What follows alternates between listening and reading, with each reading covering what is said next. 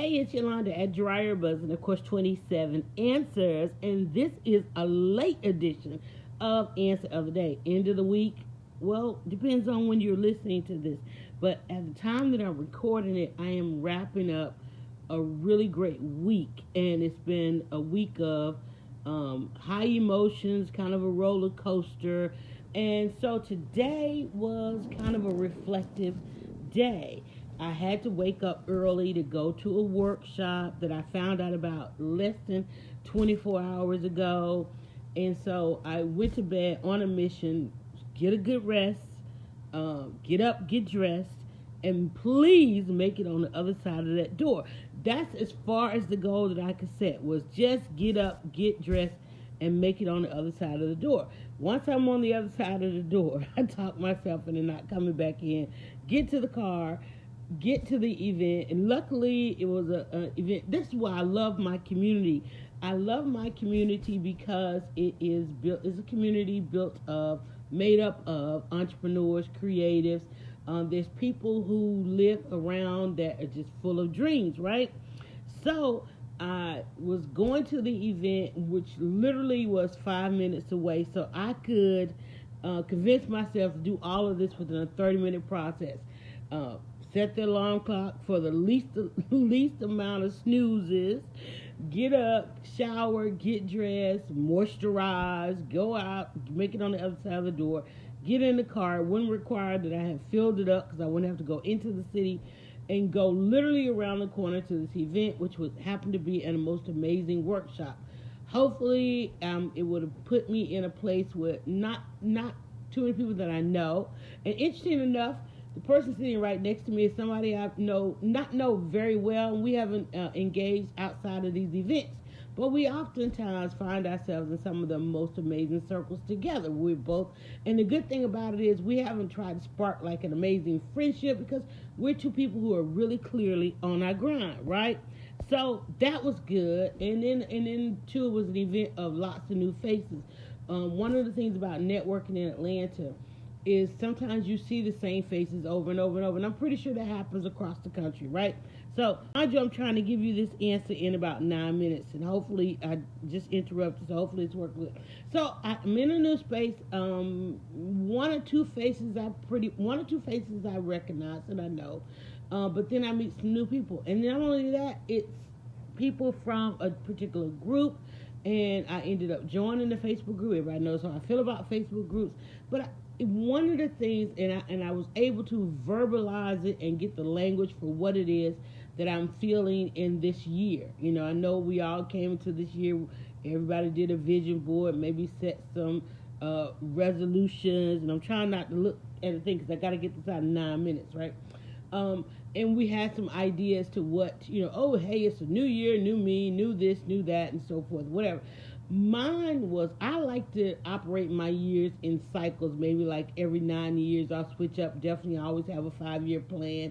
I'm a strategic person, and I think, and one of the things, again, I learned how to verbalize that is when you come out of chaos, you learn quickly some things take a strategy.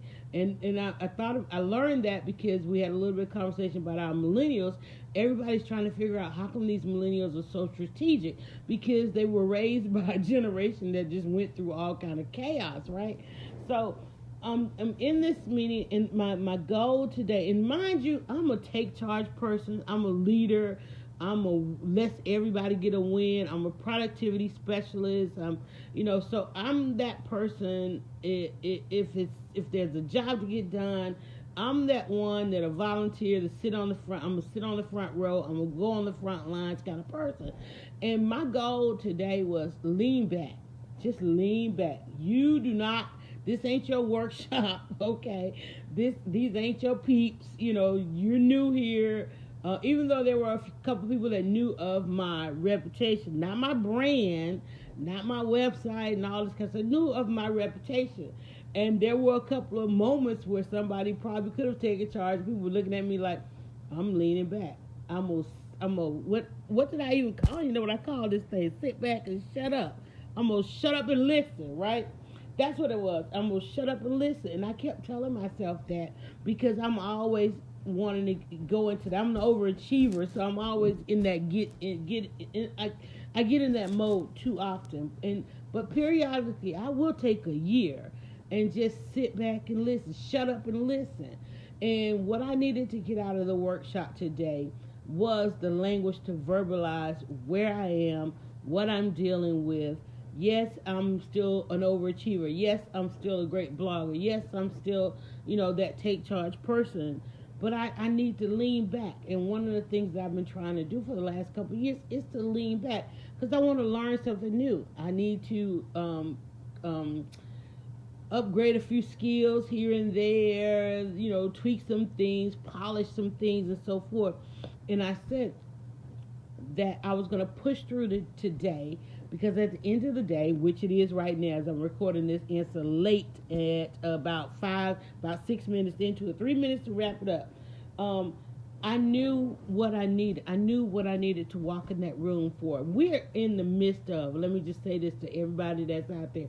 We're in the midst of conference season. If you are a part of any kind of industry association, you consider yourself a leader, you're in leadership, you're creative, you're an entrepreneur, even if you are in corporate or, involved in your church, you're pretty much getting ready to go to some kind of meeting, association, conference, festival, all of those things where it's gonna be a learning environment. Sometimes you got to be able to just lean back. We lean in all the time. We lean in so much. We give, those of us that are about service, we always give it. Sometimes we just have to lean back. And we have to also learn to let some others do some stuff sometimes. And let others do for us sometimes. We don't have to be on all the time. And sometimes we need to hear some things. We don't need to be the one talking all the time. Yeah, I know I lunched ants the other day. But today, I said, let me just lean back. And like I said, there were several times people, looked to me to raise my hand, to ask the question, to jump in and to take over and look for my buy-in. I'm not going to get it today. Yeah, what you just said, I can wholeheartedly align with that. But I'm leaning back. I'm going to shut up and I'm going to listen. And when I decided to just simply shut up and listen, hey, this is her workshop. I'm going to let her do her workshop.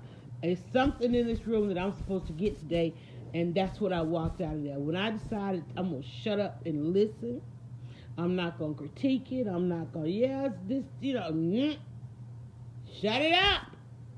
Listen and learn. When I shut up and I listened, I learned so much. My takeaway from it today was to fight the fear. Fight it. We fight everything out there. And we let fear conquer us, beat us, whip us down each and every day. One of the things in coming out of the caregiver space over the last 3 years, I had this looming fear of the inevitable over me. And I said, I'm so tired of being afraid. I don't have to be afraid anymore. That the inevitable happened. And so I just needed today was to shut up and listen. How do I now deal with that? I'm going to fight the fear. And just like we fight everything else, just like we go out there and we fight that world and then we come back and listen. So my thing today was when that fear rises up in me and I feel it in my intuition and my gut and all that kind of stuff, I'm going to do whatever I'm afraid of. I'm going to do the absolute opposite. Okay? I might not try to go straight through it, but I know my new trigger on fear of being afraid of something is, why am I afraid? Because I'm smart enough. I got the skills.